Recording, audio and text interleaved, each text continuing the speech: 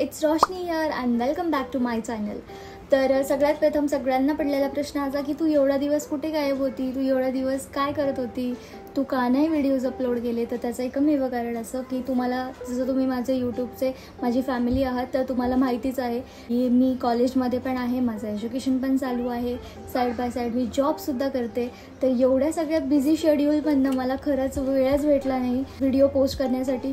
पण तरी पण मी आज पुन्हा तुमच्यासाठी नवीन व्हिडिओ घेऊन आलेली आहे। तर मी व्हिडिओ या संदर्भात घेऊन आलेली आहे, पण नवीन प्लेसवरती मी व्हिजिट केलेली आहे आणि ती जी प्लेस आहे ती खूप धार्मिक आहे आणि हा व्हिडिओ कंटिन्यू बघायचा आहे। बऱ्याच लोकांना ती प्लेस माहिती पण आहे आणि बऱ्याच लोकांना ती प्लेस माहिती पण नाही।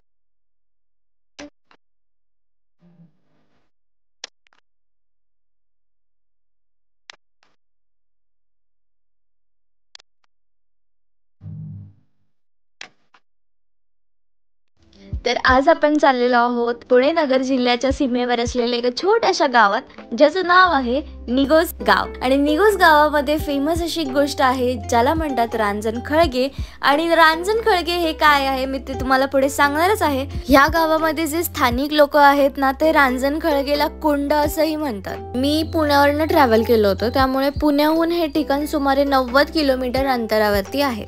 अपार्ट फ्रॉम दिस नदीच्या दोन्ही बाजूला मळगंगा देवीचं मंदिर आहे। आणि जेवढं मी स्टडी केलं मला असं समजलं मळगंगा देवी म्हणजे पंचकृषीतील कुटुंबाची कुलदेवता। तर बेसिकली कुलदैवत किंवा कुलदेवता काय असतं ते शॉर्टकट मध्ये सांगते, ज्यांना पण माहिती आहे वेल अँड गुड। कुलदैवत किंवा कुलदेवता म्हणजे ज्या घराण्यामध्ये परंपरेने ज्या देवाला किंवा ज्या देवीला मानलं जातं आणि तिची परंपरेने सतत उपासना केली जाते त्यांना कुलदैवत म्हणतात।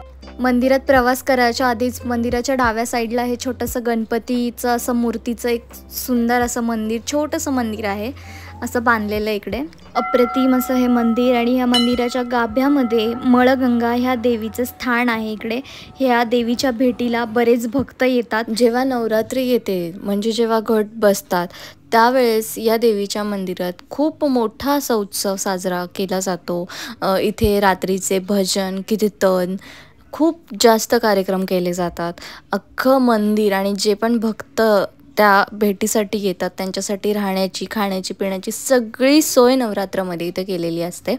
विशेष दुसरी गोष्ट म्हणजे ह्या देवीची आरती सकाळ व संध्याकाळ दोन्ही टाइमला न चुकता केली जाते। गाभाऱ्यातनं बाहेर पडण्यासाठी डाव्या साईडला एक दरवाजा आहे, तिथनं आपण बाहेर पडू शकतो। जसं की आपण बघू शकतो की दोन्ही बाजूंनी उंच दगडांच्या भिंती दिसत आहेत, कारण पाण्याची लेवल आता कमी असल्यामुळे आपण हे नीट पाहू शकतो।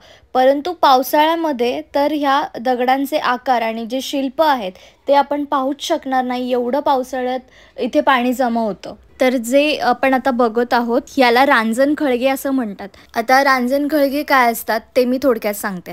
रांजण खळगे म्हणजे जेव्हा नदी वाहती असते म्हणजे नदीचा जो प्रवाह असतो त्या प्रवाहामध्ये वाहत असताना दगडांचे वेगवेगळे आकार आपल्याला बघायला भेटतात आणि याच आकारांना याच ज्या नदीच्या खनन कार्यामुळे तयार होणारे जे खोल खड्डे आहेत यांनाच रांजण खळगे असं म्हटलं जातं। पुढे काही पिक्चर्स मी अपलोड केले ते सुद्धा पाहूया। ही गोष्ट तुम्हाला नक्कीच माहिती नसेल, 1990च्या दरम्यान गिनीज बुक ऑफ वर्ल्ड रेकॉर्डने ज्या ठिकाणाला वेगळे स्थान म्हणून मानाचा दर्जा देऊन जागतिक पातळीवर नोंद घेतली ते ठिकाण म्हणजे रांजण खळगे। सगळ्यात इंटरेस्टिंग गोष्ट अशी की आपण दुसऱ्या देवीच्या मंदिरात जाणार आहोत जी पुण्याची मळगंगा म्हणून ओळखली जाते।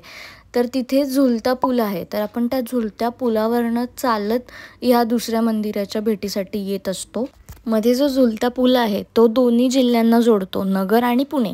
नदीच्या दोन्ही बाजूला मळगंगा देवींचं मंदिर आहे। अहमदनगर जिल्ह्यात पारनेर तालुक्यातील निघोज या गावामध्ये माता मळगंगा देवीचं देवस्थान आहे आणि रांजण खळगे सुद्धा आपल्याला इथे बघायला भेटतात। नेहमीच्या ठिकाणी फिरण्यापेक्षा निसर्गाची किमया दाखवणाऱ्या ठिकाणी नक्की व्हिजिट करा।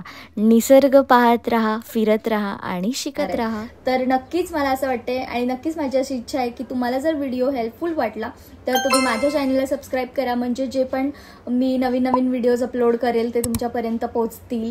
आपण एक फॅमिली म्हणून राहू शकतो आणि नक्कीच तुम्ही पण मला अटॅच राहाल आणि मी नक्कीच अजून पण छान छान प्लेसेसवरती व्हिजिट करणार आहे, तर ते पण व्हिडिओज मी अपलोड करणार आहे। तर नक्कीच तुम्हालासुद्धा हेल्पफुल राहील. तुम्ही पण माझे व्हिडिओज बघून तुम्ही पण प्रेरित व्हाल अशी माझी इच्छा आहे. आणि मी नक्की माझं 100% देईल की मी रेग्युलरली वीकमधनं एकदा तरी व्हिडिओज पोस्ट करू. असंच मला सपोर्ट करत राहा. Love you all. Thank you so much.